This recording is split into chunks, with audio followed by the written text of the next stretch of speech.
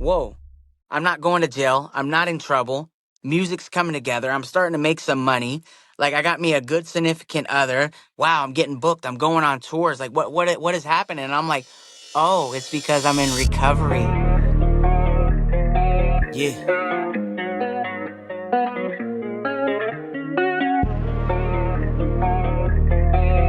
Burnside. Let's go. My mom packs up me and my brother in the car. We became too much. We went to a shelter.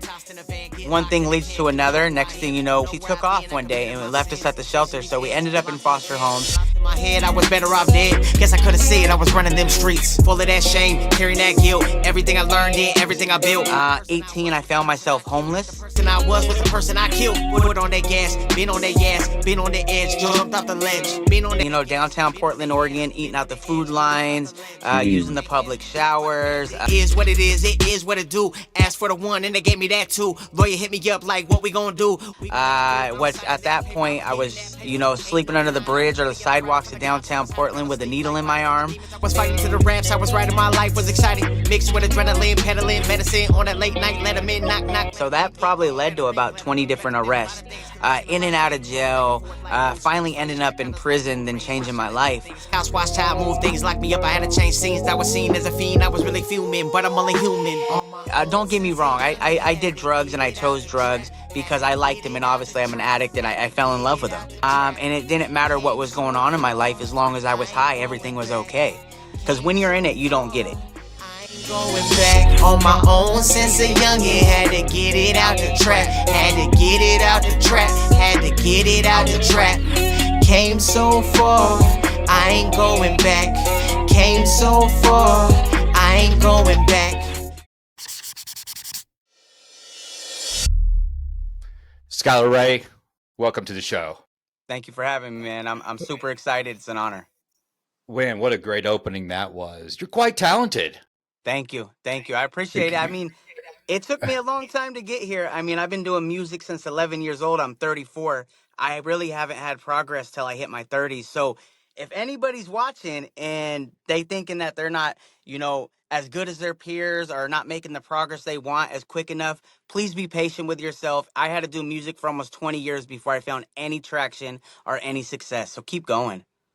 Well said. Well said. It's interesting. A real good mutual friend of both of ours, Hickey, Yes. who I've been friends with him for over 7 years. Kind of brought you to my attention.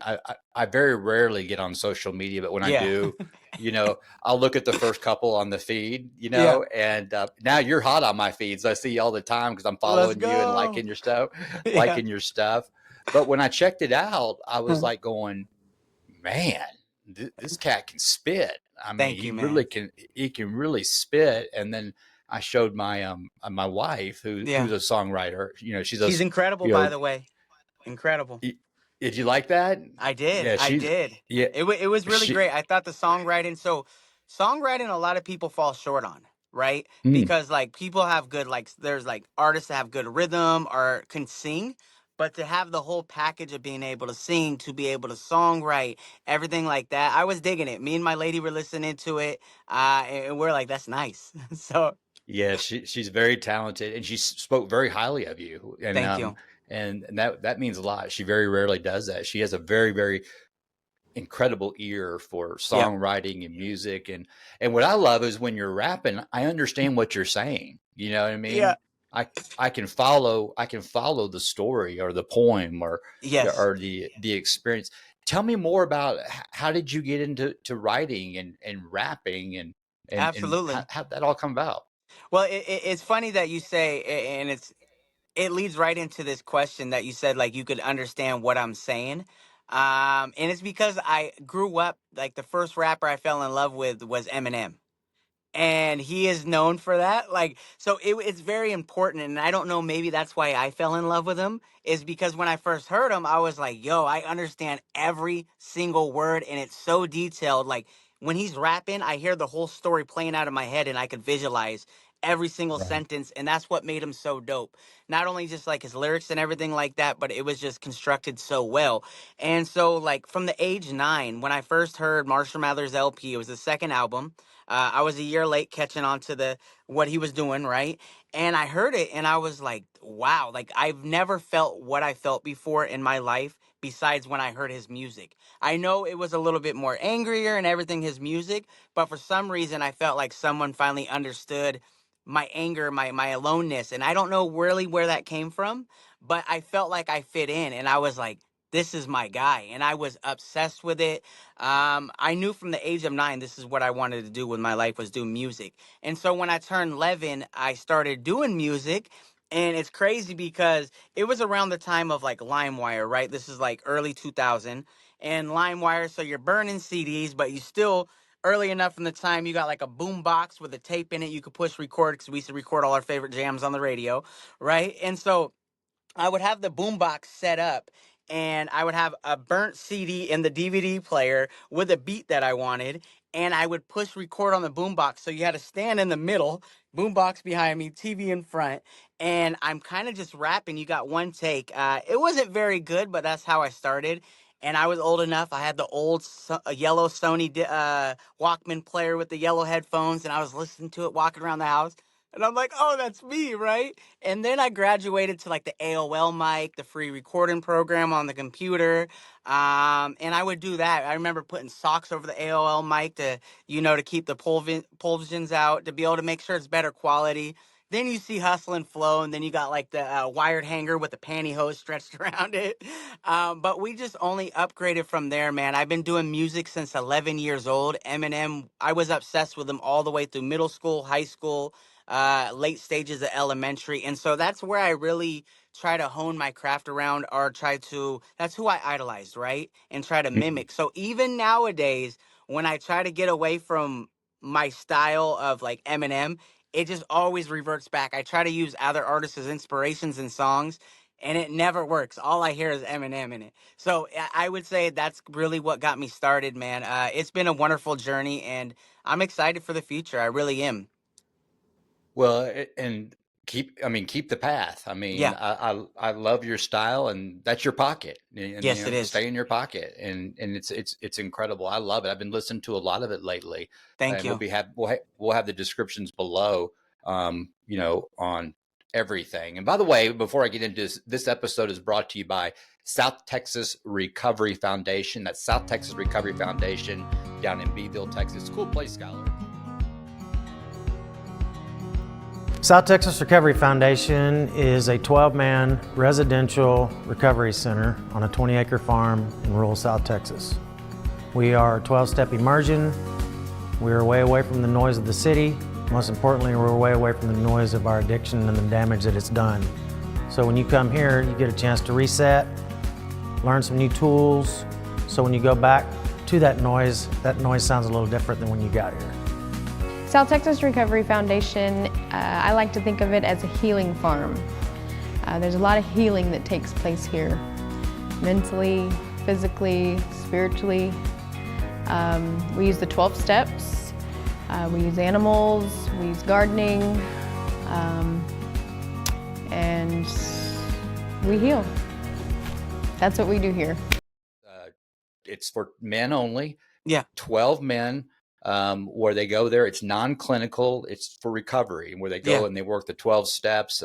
That's dope. And Bob and Reagan Strauss down there do an incredible job, and he is a singer-songwriter, musician, was a touring musician for a long time. So they use a lot of music down there. So at South Texas Recovery Foundation, at an early age, you started writing. Yes. Writing poems. What were you writing about? Was it geez. what started it? I honestly, like, I wrote about what I heard on the radio, right? I Mm. wrote about like crazy stuff. Like, I was the tough guy in my songs, like packing guns, selling drugs, having Gangster. yeah, you know what I'm saying? Sexual stuff, driving Lambos, chains, watches. And it was like, because that's all I heard was what was on the radio. And at that point, besides foster homes, fights at schools, getting kicked out and things like that, like, I never actually had like real life experience. And so a Mhm. lot of my stuff is what you would hear, and it wasn't me. I was putting on a pose because I thought that's what you're supposed to do when you're rapping. And then, like, I got into the drugs, right? I got into the heavy drugs, started selling drugs, had real life experiences, went to jail a bunch of times, prison. And then when I got out, I was like, now that I've actually like sold drugs and lived real life experience, I was like, I don't want to rap about that. And that's Right. when the transition happened. But it's funny because before I lived those experiences, that's what I was trying to glamorize. And then Right. once I got into the game, chewed up and spit out and made it to the other side sober or recovery, what I thought to myself was like, I don't want to highlight this stuff. I actually seen what happens in that life, and so it made me Mm. change my whole perspective. And that's why, like, I used to go by Young Schizo, right? So back in the day, like, everybody was named like Young Jeezy, Little Wayne, Little. If you didn't have a young or a little, like most rappers did, so I used that to fit in. So I got the name organically Schizo. Someone called me it one day and it stuck, right? But Mm. so I put a young in front of it. But once I got clean and sober and my whole perspective changed and my content changed, I just went by my first and my middle name, and that Mhm. was Skyler Ray. So I wanted to be authentic. I wanted to, really speak about my experiences, which is drug addiction, and really just highlight an awareness to it and trying to break the stigma with it, but also hopefully be able to inspire future generations or maybe be able to possibly show someone else that there is another way. Right. And so that's what I do with my music. And I think it's really cool because, Skylar's my first name, but Ray is actually my dad's middle name, and then that was his godfather's name. And Mm. so that is kind of like the legacy passed down to me, with my music, I try to be as authentic as possible. So what's no gimmicks, no none of that. What is more authentic than Skylar Ray? Nothing, because that's Right. who I am. Right. And so that's what my content changed. I used to rap about the most off the hook stuff, pistol packing, gangster, all this stuff. And here I was just some little goofy cornball picking fights at school, getting kicked out, doing drugs, sleeping on the couch at my dad's house. Like, I thought I was that guy, and I Well, really you wasn't. were. So no. Well, Well, you. eventually I lived that life, right? Right. But I there was a lot of stuff that I put on. Like, for example, I was rapping about Lamborghinis and chains, but I was taking the bus to school. Mhm. you know, Right. and so That's that's a the hook right difference. there. That's a hook right there. Yeah, and so it's a lot different, man. I really love the direction I'm going with my music. Um, I am truly blessed. I have my other half, my partner in crime, my significant other, Kayla Mulcahy, and she is incredible. My music didn't start getting traction until she came in the picture. And the reason for that is she wasn't afraid to tell me, hey, this is offbeat. You know what I'm Mm. saying? No one ever told me that. All my friends were like, "Oh, that's dope. That's fire. Like, oh, that's so good." And the reality was they just didn't have the heart to tell me, or maybe they couldn't hear it. I do give them benefit of the doubt. Maybe they couldn't hear it, Yeah. right? But she wasn't afraid to tell me I was offbeat, and I was like, "What do you mean? I'm going between the claps." And Well, she's like, back up here a "Yeah, second here. yeah, This yeah, is something good to talk about. There's a lot of things to pull off what you just yeah." said. Number one, Eminem, a lot of similarities. You see Thank you. his writing and his music um, grow from gangster Yes, to restoration to redemption, his vulnerability. So you see his life being transformed right in front of everyone. And I think you can absolutely. relate to that, Yeah, where your music is today. And, we become more appealing when we're vulnerable. Isn't yeah. that amazing? When It, we're vulnerable, that's what attracted me to you, was the thank you. vulnerability in your words and lyrics. But let me ask you this. Yeah, So when is it Kaylee, you said? Kaylee? Kayla. Kayla, okay. Uh, So when Kayla checks you, yeah. okay, how's it make you feel? Because us addicts, we Uh, don't like to be told what to do. embarrassed, awkward, Uh, a little butthurt. I think ultimately all those, like, the embarrassment or being butthurt, I think that led back because I was embarrassed and I was on the spot that I had a lot to work on, and I really had to be honest with myself, and it was like, That's probably why it doesn't sound good and I don't listen to my own music. That would make sense. When I throw it on, I'm just like, it ain't what I like to hear. So I was like, why don't you show me? You know what I'm saying? And she did. She showed me. And it made a world of difference. Like, we're in the studio and she's literally cut, I would lay something down and she would cut like sentences or phrases or lines or bars, whatever you want to call it, and she would put it in the pocket, each thing in the pocket, and then I would hear it and I'm like, oh, that actually sounds good. Yeah. And, we went on tour with that album, the first Spotlight, right? It's a joint album we have together. And after like 30, 40 shows, we came back and I started recording. And I was like, oh my God, I hear it now. I hear it because I laid something down. I'm like, wait, that don't sound like the last album we did. And I was like, oh, that's because I'm doing it wrong. I'm not on beat. And so I owe her the world. It was awkward. I was embarrassed. I was upset that somebody told me the truth, but ultimately it helped me a lot. And I'm so grateful for her. No one told me that. And since then, we've been able to get tens of millions of streams, hundreds of thousands of followers. We've been able to rock arenas, travel the country with this music, travel the world. Like, I'm so blessed and I'm so grateful that God sent me somebody to say, hey, Skyler, if this is what you want to do, why don't you just chill, listen, and follow the direction? And so, like, she appeared out of nowhere and it changed my career. It's changed my success. And on top of that, she is a dynamite singer. She is incredible. I'm a lucky guy. Yeah, it sounds like it. And the takeaway from this is, and I can relate to this, is that you said something that was so healthy Yeah. that people need to hear. At first, when the people that we allow to be the closest to us, I can Yes. relate to this with Lee, is that when they see something and provide a suggestion Yeah. to us, at first, until I recognized what was happening, it would trigger me from past trauma as a child. Okay. You know what I mean? Yeah. Yeah. It would Yeah. trigger like wait a minute, I'm bad, I'm not Mm-hmm. good, That's and that's that's what it that's did. not what, and that's not what they're saying. You know what I No. mean? And it's great today that we can have these healthy conversations with our better half, Mm-hmm. because at the end of the day, it made y'all closer. It did. It ultimately made us closer. And you're right. I thought like, I'm no good, like I'm worthless. And I'm like, if I can't even do what I love most and obsessed with my entire life, because you got to imagine, she told me this at like 29 years old.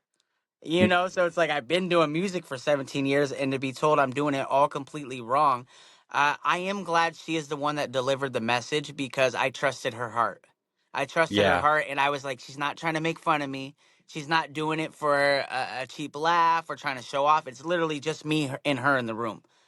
She's And being she knows, honest with me. and she does music. I mean, she Yes. knows what she's doing, so her input is valid. I respect. And That's another thing. I respected her craft. So I'm like, she is top notch, hands down, like the most talented artist I know. Like, I should probably listen. And I truly felt like she cared for me and loved me. Like, she's not trying to hurt me. She's trying to build me up. And after I got over the initial embarrassment, and was willing to take advice, right? It made a world of difference. It's really cool that I was able to do that because it's transformed like the direction of my music is transformed, like the success. Like now it's like I do music for a living. It's all I ever dreamed of. I don't want to be yeah, I mean, of course I'd like to be crazy rich, but that's not what I'm in it for. I would just like to be able to do what I love, have financial freedom and good health. That's what I would like. Those are my goals in life. that that's the perfect goals to have. Yeah. I totally, I can relate to that, and right there with you. Let's go back in time for a second, Yeah. Skylar. Uh, you know, at an early age, you started writing, and if you're like me and most addicts, we drank alcohol and we did Mm, drugs because we were searching for visible things to ease the pain and the suffering. That's absolutely. that's that's what we were seeking, and that pain and suffering came from childhood trauma, Yes. and all that. Let's go back in time a little bit. Mhm. What was your upbringing like in your childhood life? It seemed pretty normal. I really didn't notice until I got older that money was kind of an issue. It felt like a normal childhood. I mean, me and my brother, we always fought. He was 4 years older than me. Love him to death. He was like my best friend. I was his little sidekick. Mom and dad, did the best they could. We were in sports, things like that. Eventually, my mom and dad split. My mom packs up me and my brother in the car. This is around the age 9, Mm. fourth grade, and we went to a shelter. And one thing leads to another. Next thing you know, we are in foster care. It happened pretty fast. My mom had a lot of stuff to deal with. Bless her heart. I love her to death. She does deal with some mental illnesses. And so we became too much. Me and my brother were fighting. We're a handful, like most boys and siblings are. Yeah. And so, she took off one day and left us at the shelter. So we ended up in foster homes. And so a lot of my issues stem back to my abandonment issues, right? Yeah, I can Love her. relate. I don't blame her for anything. I talk to her all the time. We just went to like Italy, Spain, Africa, we did all France, right? We did all these travels. Like, love her to death. Don't hold anything against her. Never have, never will. I get it. But a lot of my issues come from those abandonment issues. And what that was the need to be loved, the need to be accepted, the need to fit in. That caused me to act out in school, caused me to want to do things at the party, to try what everybody else was trying, because I had now a fear, FOMO, fear of missing out. So it was like, oh, what are you guys Hmm. smoking on? Let me try that. What are you drinking? Let me drink that. Bet I could drink more because I felt like that would make me cool, right? I'm the wild guy, Right, And right. so there's a lot of it that deals back to that. Other than that, like kicked out of high schools, middle schools, I probably went to like 6 different high schools. 18, I found myself homeless. Downtown Portland, Oregon, eating out the food lines, using Mm. the public showers. Then quickly, I found myself on meth, which at that point I was, sleeping under the bridge or the sidewalks of downtown Portland with a needle in my arm. Someone approached me one day and they were like, would you like to sell some dope? And I thought to myself, well, this makes sense because one, I can get high off my own supply.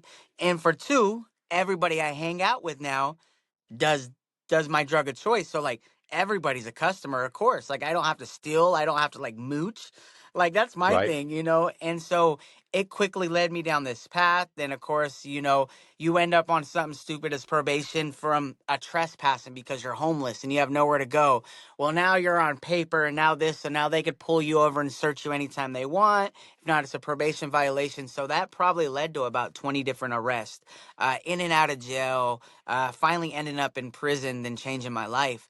But yeah, I think it all stems back to those abandonment issues. I mean, don't get me wrong. I did drugs and I chose drugs because I liked them. And obviously, I'm an addict and I fell in love with them. They gave me a different Yeah. experience that I was looking for. And it didn't matter what was going on in my life. As long as I was high, everything was okay, and I was happy. I was more than happy. I Right. was excited. I was through the roof. I was high. Right. And so, I'm very happy and blessed to be able to be in recovery. It has taught me a lot. It really has. And I'm grateful. So that's kind of my upbringing and some of the lifestyles that I chose and have been a part of. Can relate to a lot of it. I can relate to, the incarceration Yeah. and being homeless. And, I was exact same story. We don't drink up, we drink down. Yeah.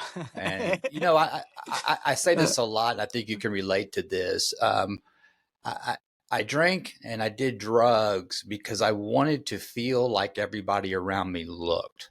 Yeah. Okay. Happy. And then I continued to drink and do drugs to stay in the now. Yeah. Okay.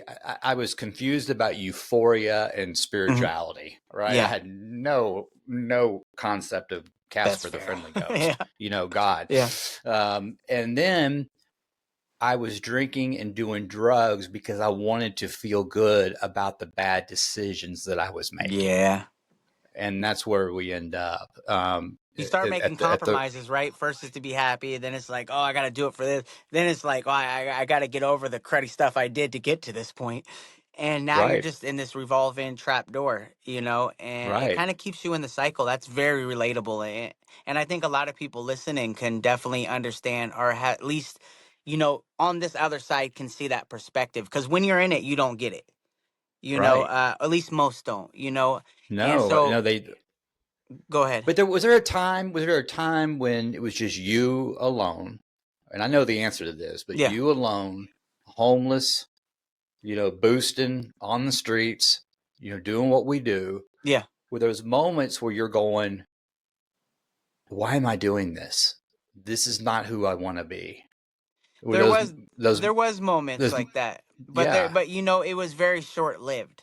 It was Right. very short lived because I'm distracted. It was more like an afterthought. You know what I'm saying? Like, why am Yeah. I doing this? And I was like, ugh, whatever. Yeah. Like, I'm down for the ride. And honestly, that's where my conversation led to myself when I was in prison.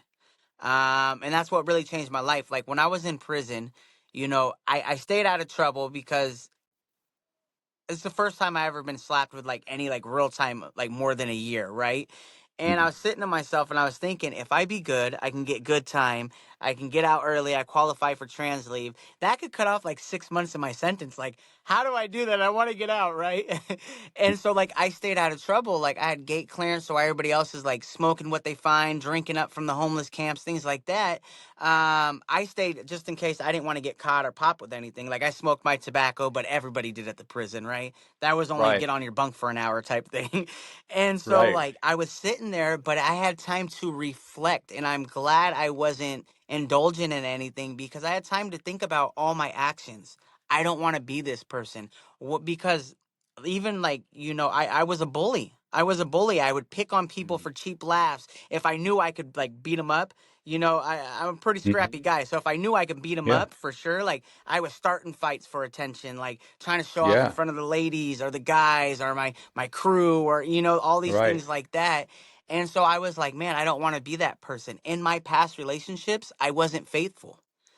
And Mhm. so I thought, like, that's real cruddy to do some people like that. And I thought to myself, I'm a good hearted person. Like, I cry when I see infomercials. Like, I see, I really want humanity to win. And so it's like, if this is where my heart's at, why am I doing all this? It's because I'm reflecting out, right? And so, I really had a chance to think. And that's when I asked myself, what do I want to do with my life? Right? I'm Mhm. getting older. I was like 27 when I had this conversation, and I'm sitting on my prison bunk, and I was like, what do I want to do with my life? And that was an easy answer. Easy answer. Music. Right? It's the Mhm. only thing I ever wanted to do since 9 years old. And so I thought to myself, what is my best chance at music? What is something that I have never done? Rap is a young man's game. I got to figure something out. And it's crazy because, I'm looking around and like, I'm not having a conversation with anybody else with myself, so there's no point of lying. There's no point of trying to like say something to get it to look cool. It's a real honest conversation. I thought to myself, one thing I've never done is done it sober or clean, right? And so here's the thing: even at 13 years old, I was drinking and smoking in the parking lot, getting snuck around the clubs and entrance through the back because I'm under 21 to perform. So I have never performed sober or clean until I got out, right? And so Right. here's the thing with that is I told myself, I got to do it. Absolutely no shortcuts. I got to give it 100%. No drinking, no drugging. Like this is my best chance at doing music. So my logo is a microphone with wings.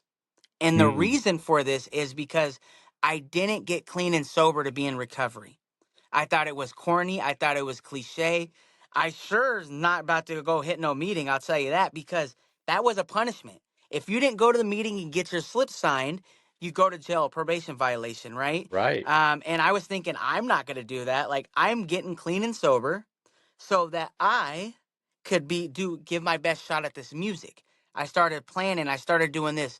Nowadays, I stay in recovery because the life that recovery has provided for me, I refuse to give up, right? Mhm. And so music gave me a shot at recovery. I didn't know it at the time. I start getting clean time. I get out and I'm like, whoa, I'm not going to jail. I'm not in trouble. Music's coming together. I'm starting to make some money. Like I got me a good significant other. Wow, I'm getting booked. I'm going on tours. Like what is happening? And I'm like, oh, it's because I'm in recovery. And so like, nowadays like I don't jeopardize myself. I don't put myself in a position if I know I'm not strong enough to handle a situation, I will avoid it. Wow. I had all protection because, like I said, got clean and sober for music, but I stay clean and sober for the life that recovery has provided. I refuse to give up on. And that is why my logo is a microphone with wings, because it's my guardian angel. Music saved my life. It gave me that Wow. opportunity. So that logo right there stems back to that conversation that I had on that prison bunk. And that's like my bat symbol, my logo.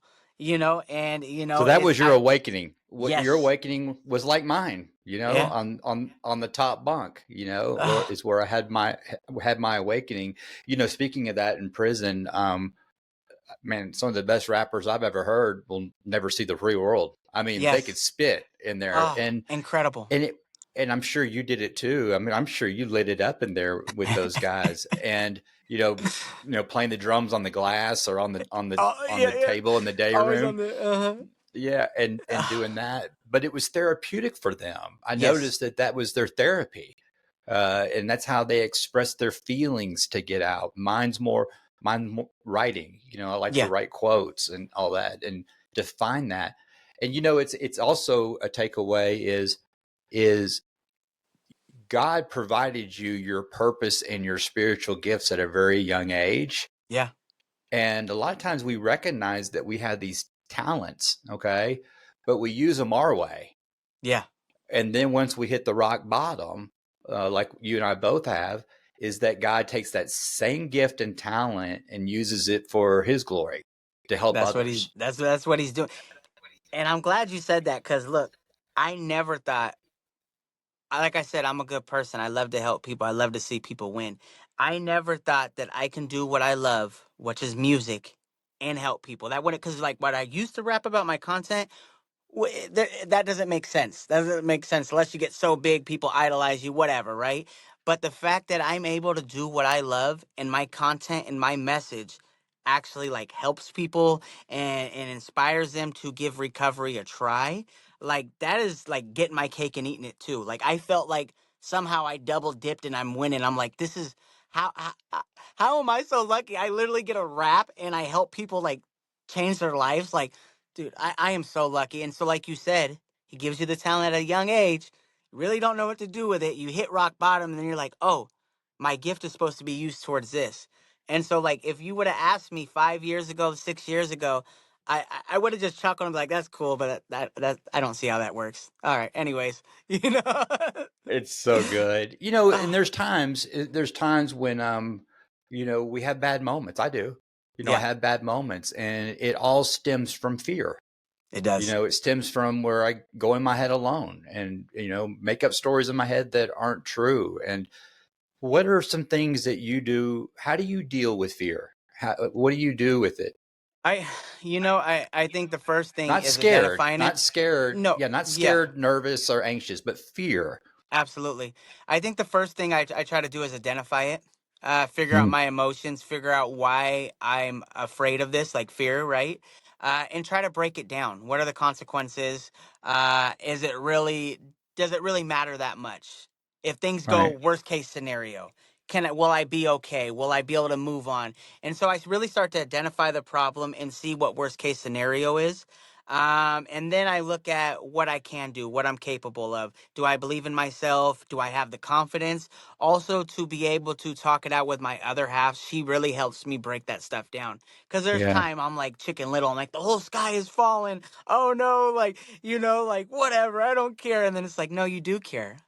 That's Right. that's why you're talking about it. That's why you're amped up, And Right. so I think having a healthy relationship with my partner is a big thing because I'm able to go over these things and she helps me understand that like it's okay to have a fear of this. Like that's healthy. That that's what shows you you're alive. When you're in recovery, Yeah. you feel all these emotions and that's what it's like to be a human because we're not numbing them no more.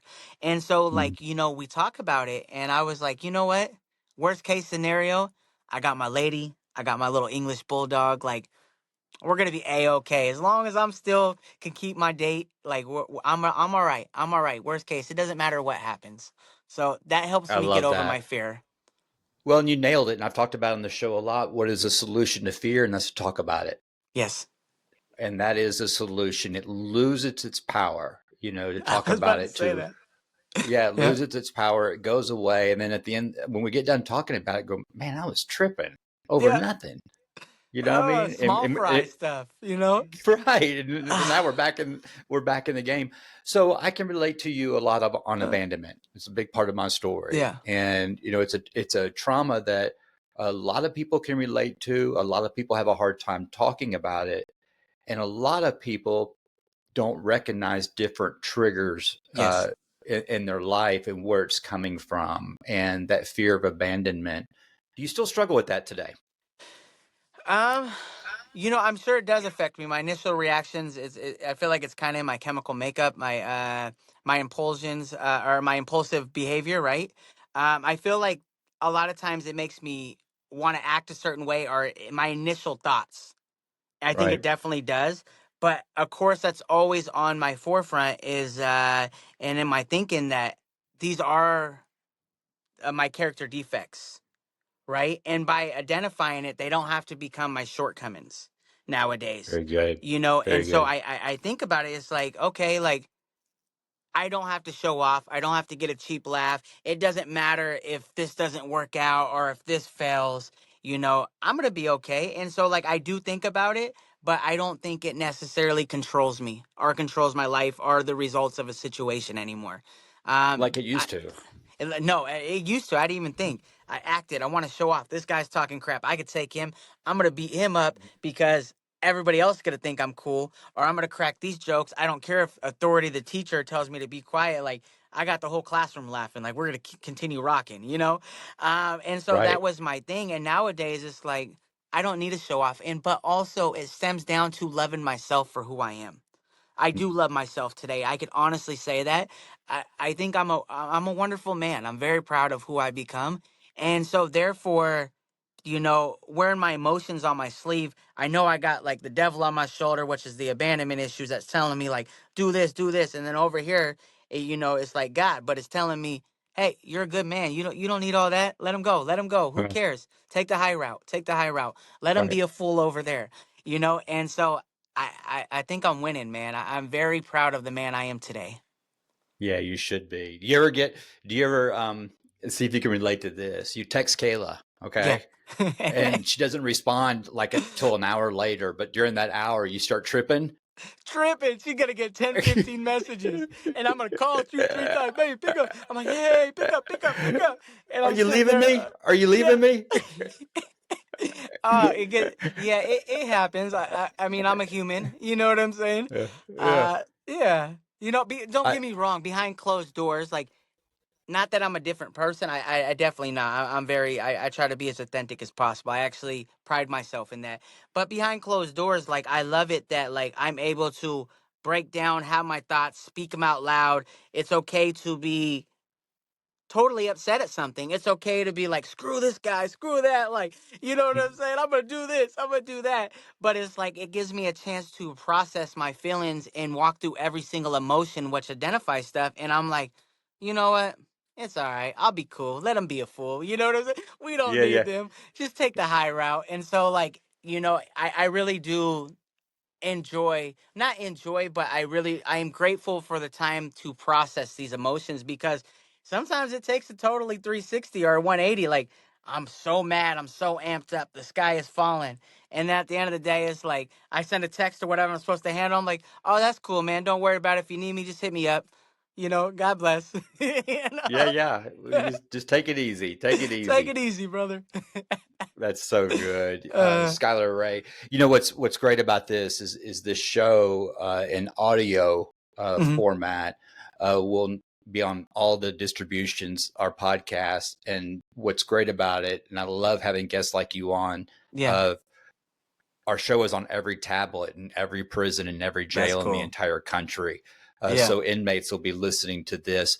What is some suggestions that you can provide inmates right now to do easy time? What's something Um, that they can do to work on? Yeah, I would say don't future trip too much. Take this Stay out of that time right world. now to understand yourself. Right now, you are stripped of all responsibilities. I know you may be stressing on your other half. What's she doing? What's the kids doing? Am I gonna lose my house? Is my so and so over there stealing my stuff? Right? Take this time right now to learn yourself. Try to figure out who you are, what makes you tick, what triggers you, what fires you up, what motivates you, what inspires you. Right? Because right now, if you get your life together, which I'm hoping all you do and I'm rooting for you, if you get your life together, this will be the only time, last time in your life, not only time, but last time in your life where you don't have to worry about where your meals are coming from. Those are provided. You don't have to worry about paying rent, doing all these things. All these responsibilities are stripped. Take this time to focus on yourself, right? Because Mhm. this is now. This is now. I know the whole world is spinning and our lives have stopped, but take this time to understand who you are so that way when you get out, you will be much stronger to be able to deal with the obstacles that are waiting for you outside the gate. Also, when you leave, remember to be kind to yourself. Remember to be patient. Everybody, when they gets out, wants a attractive, significant other. They want a balling car. They want that nice house. They want a nice dog. They want that dream job, that salary, these bonuses, all this crazy stuff, right? And it's obtainable. But remember, be kind and be patient to yourself because the people that have those things have worked 10 to 20 years in their life to get it. Some may be Right. lucky and get it in 5 years, but it's not going to happen in 6 months. Be patient and kind to yourself. Keep your expectations low and your gratitude high. Yes. Yeah, I love that. I love that. What's next for Skyler Ray? We are heading out to Texas this weekend. Yes, we are. We are coming out to Austin, Texas for Sober By. I'm excited for that. And then I know we got Oklahoma coming up and then possibly heading back out to Houston, Texas. But the Road to Recovery tour is coming. Last year we did 86 stops around the country. This is going to be our 4th year of doing it. It's a tour we started ourselves. We get into treatment centers, rehabs, jails, prisons, and headline sober festivals around the country. This year we will hit 100 stops on the tour. I'm completely excited for it. So that's what I'm doing. Also, I'm dropping brand new music every 2 weeks. Well, that's beautiful. And who's touring with you on this? Just me and Kayla. It's something we Oh, tour ourselves. yes. We tour ourselves. It is so amazing. Like if we usually we load up in our tour van, we bring all the sound equipment, we set up, we tear down, we book all our own shows. We're 100% like independent. I would like to get to a point where so successful that we can't just do it ourselves. But for right now, that's what we're It'll happen. doing. Huh? It'll happen. Oh yeah. Oh yeah. Oh yeah. But it's just me and Kayla. It's something we like to do because these are people don't have to trust us with their clients. This is a very important stage in their young recovery that is very vital to them. And you get the wrong message in there or something goes wrong, it could really affect people's lives. And so they're taking a chance on us. So like we play all the music, we set up our own sound. I come in, I speak for about an hour. Me and Kayla perform for about an hour, messages in between. We meet all the clients. Usually we bring like free shirts for everybody, free signed albums, posters, stickers, something to inspire them and let them know like I started in a recovery program just like you. And now I'm chasing my dream, so it is possible. So that's what we do on the Road to Recovery tour. Check him out, Skyler Ray. We'll have his website and everything in the description, below. Make sure you download his music. I mean, it is Yes, please. straight up fire. And let's start landing this plane a little bit. What is your take on the rappers today and our youth of what they're hearing from the rappers? Man, my perspective has changed so much. I would say a lot of it is pretty negative. A lot of it is glorifying drug use. I know the way it affected me as a young kid, a teenager. That's all I knew. That was cool. Like everybody's listening to it. So this was obviously the path that I wanted to go down. I think more than ever, I think it's out there and, the shock value is at an all-time high. It's what the kids are listening to. But I believe there is some good influences out there. I know a few good like Christian artists. I know some really good recovery artists. I think there's always going to be that battle versus good versus evil. Right. Unfortunately, the kids are drawn to the negative stuff. It's what works. Obviously, it's what sells. you know? Yeah. So, I mean, that's my perspective, but I do believe that, you know, it does affect their decisions and their actions. So I'm praying for the youth out there. I'm praying that if they do take a stumble, they don't stay down very long. Right. In recovery, the addict, Yeah. the M2s, Skyler Ray, we hit these milestones and everybody's clapping and everybody's clapping. But the families, Yeah. the families that have been affected, what is your message to the families, the loved ones of a struggling addict? What can they do to get help Mhm. for themselves? Because they're just as important. Yeah. I would remember to not always take everything personal. Not everything's an attack on you. Please understand addiction. If you want to help, I know it's about helping themselves, but if you want to help them, create a safe space where they don't feel judged. Give them time to blossom. Have a plan ready so when they are ready to make that turn and decision to change their life, you have it ready to go before they get a chance to change their mind. For yourself, just understand that you have value, that you are worth it. Thank you very much for sticking in it with them. I know it isn't easy dealing with it. You know, us addicts, you know, we steal, we cause harm, we ruin trust and burn bridges over and over and over again. But you know, it's a mental illness. Right. So, you know, don't take it personal. Remember to love yourself. And ultimately, I know we want to help the addict, but you have to take care of yourself first. You have to put That's yourself right. first. So once you're okay and able to provide, once putting yourself first, then do so. Don't overextend yourself. Create that safe zone, and you know, be patient with yourself and kind. So Right. And closing thoughts on that is that the family members, they need to work through their own resentments they have towards us, yes, and resentments they have towards themselves. I like that. Because the family and the addict both working a program of recovery, it's powerful how it comes together. Al-Anon and all that stuff. Yes. Oh yeah, it's powerful. So great suggestions. All right, let's have some fun real quick All to right, end let's the do it. show. All right, so we know who inspires you is Yeah. Eminem. Okay, so if you could have a 1 hour lunch with Uh, one person, living or dead, who would that person be? that's a good question. I know a lot of people would either choose like their favorite, somebody that inspires them, or like a family member. Um, I would probably have to do Eminem, to be honest. Just because I would That's a love good to be one. able to sit in his greatness, understand his mind. And ultimately, like, I guess you could sit with people and learn business stuff like a Gary V, or, you know, all the great minds, and learn a lot of stuff. But personally, like, you know, I'm at a point in my life where I would love just to be able to sit down to somebody who, you know, inspired me to take this path. And I don't Right. even care if we're joking. I don't even care if like he doesn't answer no questions. Like if I'm just sitting there looking at him and he acknowledges me and we're having a meal, like that would be a dream come true. So I would have to put Eminem. There you go. Do you read the dictionary like he does? No, but I know he does. Apparently, he's got it memorized. He's on a whole different level. He has Asperger's. Yeah, And so like his mind just works. I didn't know that. That's He's awesome. incredible. Yeah. That's awesome.